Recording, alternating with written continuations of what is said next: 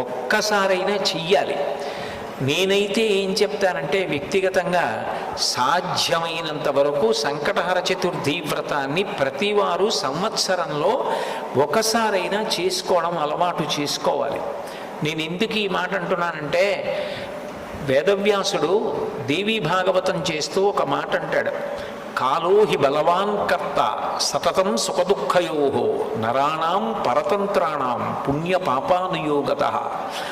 భగవంతుడు మనకొక సుఖాన్ని ఇస్తే మన పుణ్యాన్ని అడ్డుపెట్టిస్తాడు, మనకి దుఃఖాన్ని ఇస్తే మనం చేసిన పాపాన్ని అడ్డుపెట్టిస్తాడు.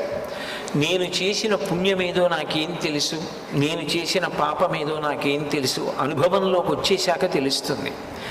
అది అనుభవంలోకి వచ్చేసి సంకటం ఏర్పడిపోయిన తరువాత పరుగులు తీసే కన్నా అటువంటి సంకట స్థితి రాకుండా ముందే సంకటహర